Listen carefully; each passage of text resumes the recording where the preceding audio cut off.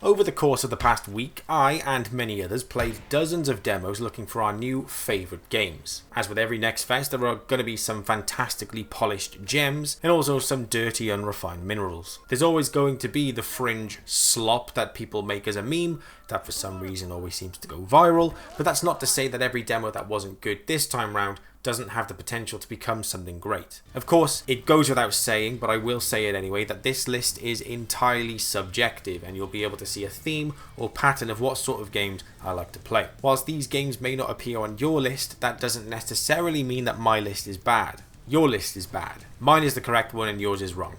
That was a joke. Moving on, there were several demos I played through to the end and then played again. There were some I mildly enjoyed and there were some I turned off halfway through. All of the demos in this list were games I didn't want to stop playing, and the only thing that I found disappointing was that the demo had ended.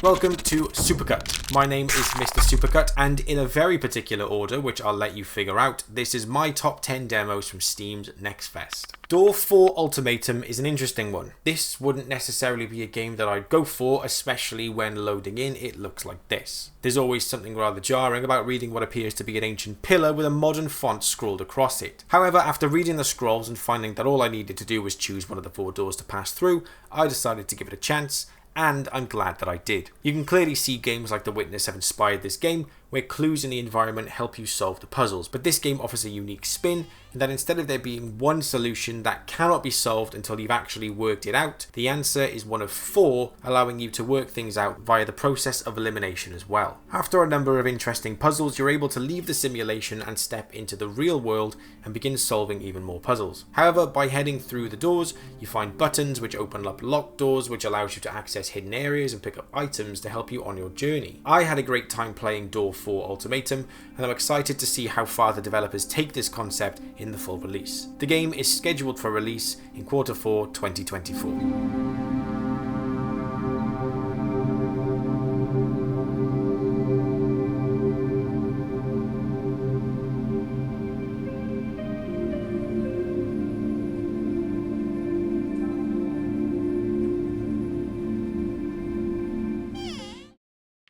Is This Game Trying to Kill Me seems to have taken inspiration from Inscription, where you solve puzzles in a 3D world, but where most of the gameplay takes place on a small board, or in this case, computer game, in front of you. In this game, you wake up from a slumber in a mysterious, creepy house, with an old PC that doesn't work and some knickknacks scattered about the place. After a short while, you're greeted by a rather large stranger telling you he wants you to play a game.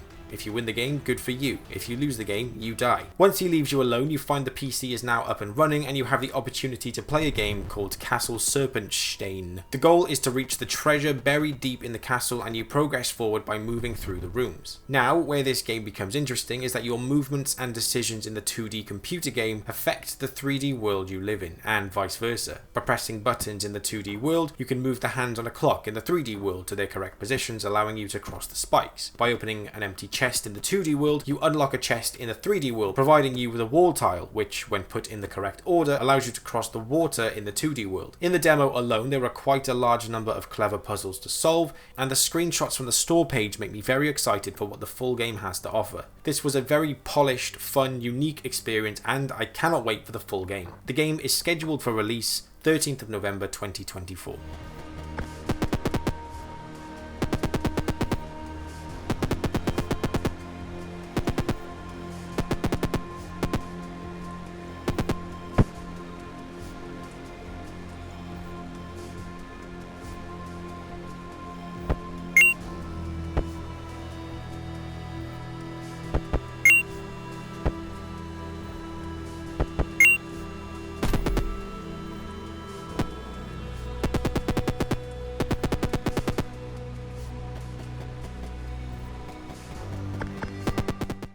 Nurikabe is a Japanese puzzle in the same vein as nonogram puzzles and Sudoku. The goal of a Nurikabe puzzle is to organize the grid by following a certain set of rules. The grid has several numbers dotted about, and your job is to separate these numbers into areas that match the number of itself. For example, a number 1 needs to have an area of 1 square. A number 3 needs to have an area of 3 squares. Also, the squares you black out to separate the areas from each other all need to be connected. In Nurikabe World, the puzzle is given a fresh lick of paint and the areas become islands separated by a river. I love these kinds of puzzles, I've always been a massive fan, and so this game was right up my stream, and it's one of the demos that I played more than once. The game does not yet have a release date.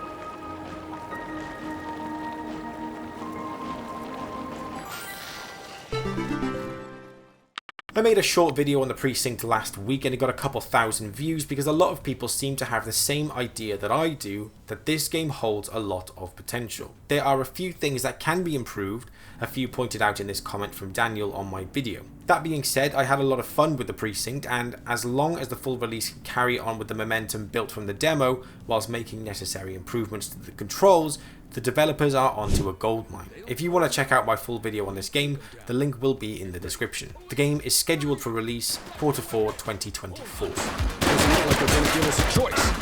Light them up.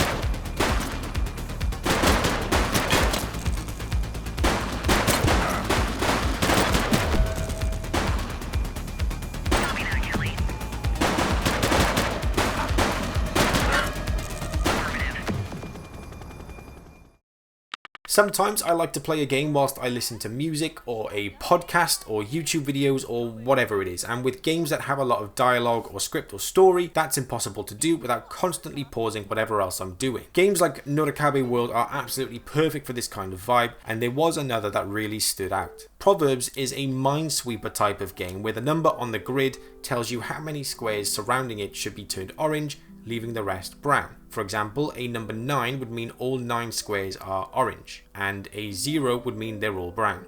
That's it.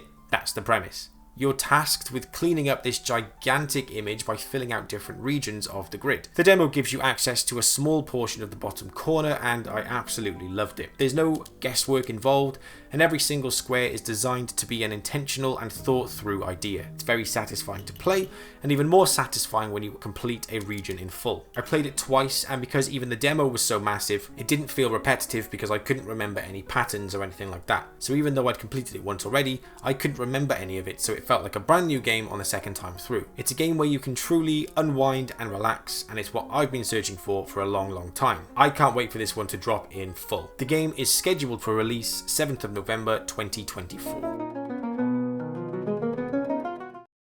For every gamer, there are a handful of games that you play in your life where you wish you could play it again for the first time. For me, some of those games include Outer Wilds, Bioshock Infinite, Return of the Obra Dinn, and The Case of the Golden Idol, to name a few. The Case of the Golden Idol is a detective game where you're given a freeze frame of a death or a murder, and by analysing the scene and characters, you need to determine who died, how they died, and any additional plot that the game deems necessary. After completing The Case for the Golden Idol last year, I was desperately searching for a similar game to scratch that itch, and so you can imagine my excitement to hear that the developers were dropping a sequel this year, with its release set for November. It's impossible to explain the depth and complexity of each puzzle, and so I would highly recommend you just download the demo for yourself and give it a go. The first game is one of my favourite games of all time, and if the demo for the sequel is anything to go by, it's teeing up to join the ranks of the first. The game is scheduled for release 12th of November 2024.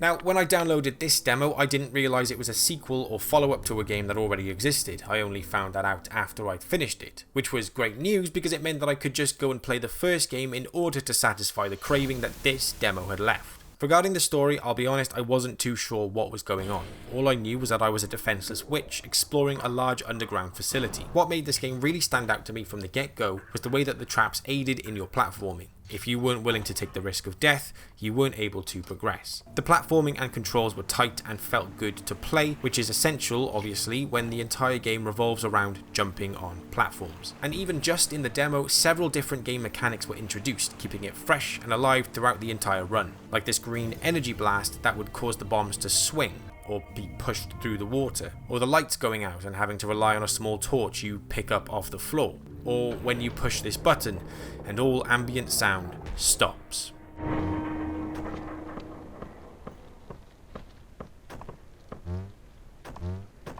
The game took a turn I wasn't expecting and was pleasantly surprised to see how well the developers managed to pull off such a tense, horrifying experience with the limitations of a 2D pixel art game. The game does not yet have a release date.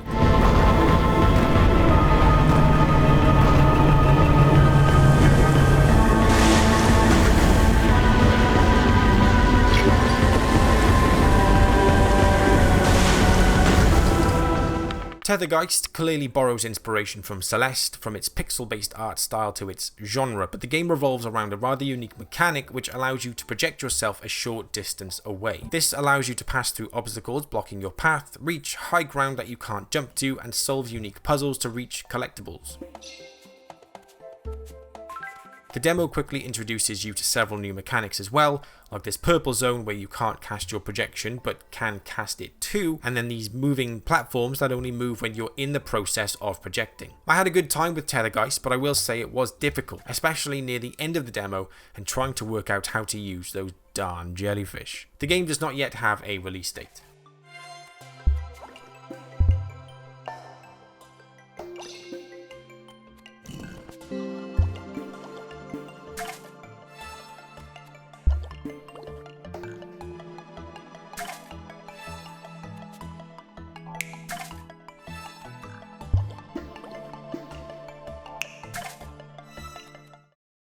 While Waiting is a game about waiting for boring things to happen. However, as someone with an active imagination, you've got a small checklist of things you can do to help pass the time. The game's art style is fantastic, it's very funny without any words being spoken, and I had a brilliant time trying to figure out the different challenges, wishing that I could wait just a little bit longer. The game is scheduled for release in Q1 2025.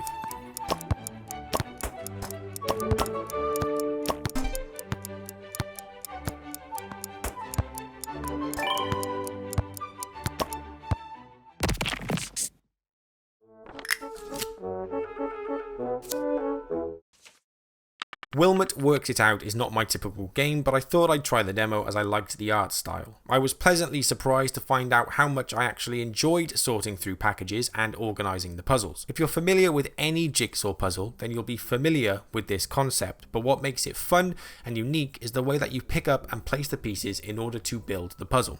The game is scheduled for release on 23rd of October 2024, which may have already passed when this video goes live.